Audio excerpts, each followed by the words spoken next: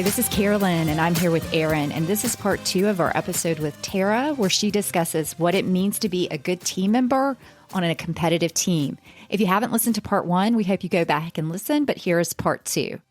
Tara, did you guys have any issues deciding to go to sectionals? I mean, both Erin and I have been on teams where we won states, and then logistically, we just could not make it work to go to sectionals.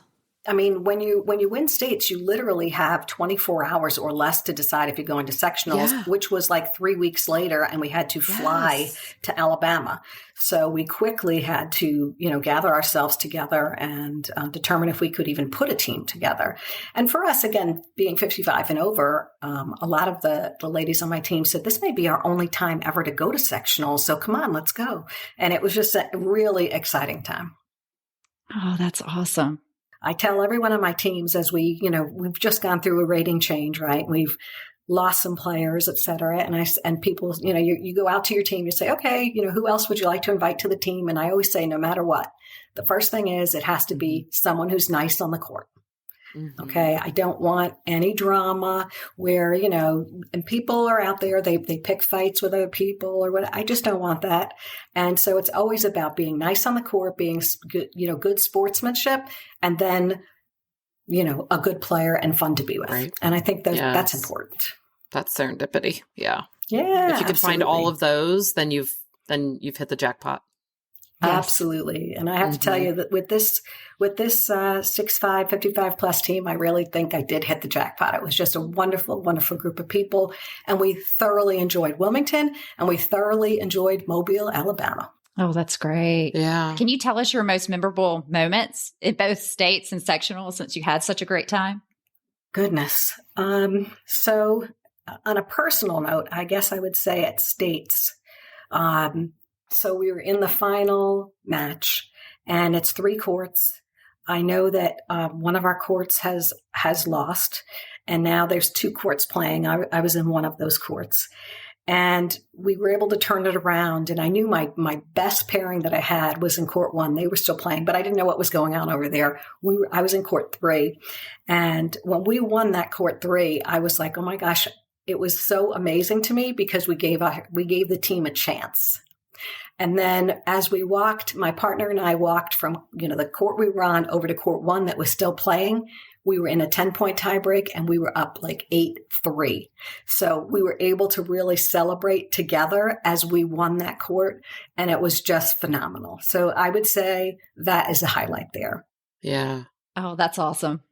Yeah. Oh, it was so surreal, and it was so great. And, I was so proud of the ladies. And I would say in sectionals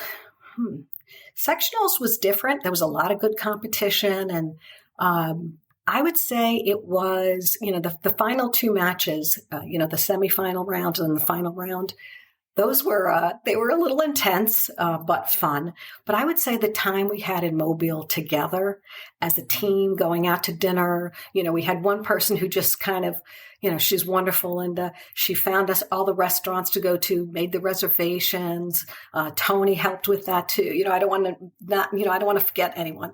But I thought that just the camaraderie and, okay, so we got to play tennis, but the camaraderie of the team and being together as a great group of women, I thought that was the highlight there for sure. Mm-hmm. And the traveling together, and you're on the airplane and you see people with their rackets and you're like, hey, I'm from here. Where are you from? I mean, it was just a lot of fun.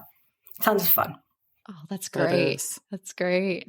The one thing that I would share, that I try to share with people, is that we are so privileged to have the opportunity to get out there and play.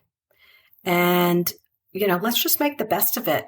Let's have a great time. So many times we'll go out and, someone's just not having a good day. And I just love to just give them a hug and say, come on, let's just go out and play and, take your mind off it. There's nothing better to take your mind off than tennis, I think. I use it. It's my mental help. It is. I agree. Mine too, for sure. Okay. So I thought of just a couple to add, which is number 1, don't show up hungover. Right? So I For thought sure. that was, yeah. So, well, actually, my husband gave me that one because I think it is, I love it. at our age, it's our time away from the kids. So he actually came up with that one, which is don't show up hungover. That's a great one. Yep. I've got one is don't express disappointment about the lineup. So even if it sounds like you didn't have very many players, Tara. So there probably wasn't very much, issues with that. But I know I've been to states before where, there's a little bit of like, I can't believe they got played or should they have been played? And maybe, it's hard to captain. I obviously won't do it. So even if you are upset about the lineup, maybe you shouldn't say anything, I guess. Well, at States, it was, there's a much larger roster. So I think that is harder to, to work around.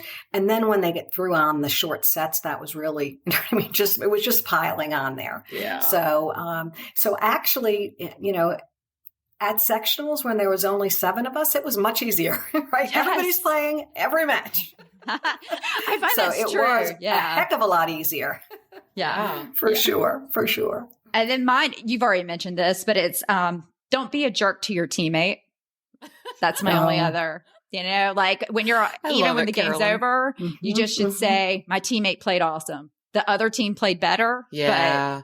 But just don't, even on the court or after, just don't say anything bad about your teammate. I mean, I think we all have good days, bad days, and great days on the court, right? Yes. And that's why I think playing absolutely small moments. Spurts. I have spurts of greatness, terribleness, back to greatness. Yes. It's literally moment to moment. Right? Yeah. I absolutely agree. But I think that's why I like playing and captaining with this concept around 3 or 4 people that play together, because you know when to lift them up. It may be subtle when you're feeling down and you just need somebody to put their hand on your back and say, you'll get it next time. It's going to be okay.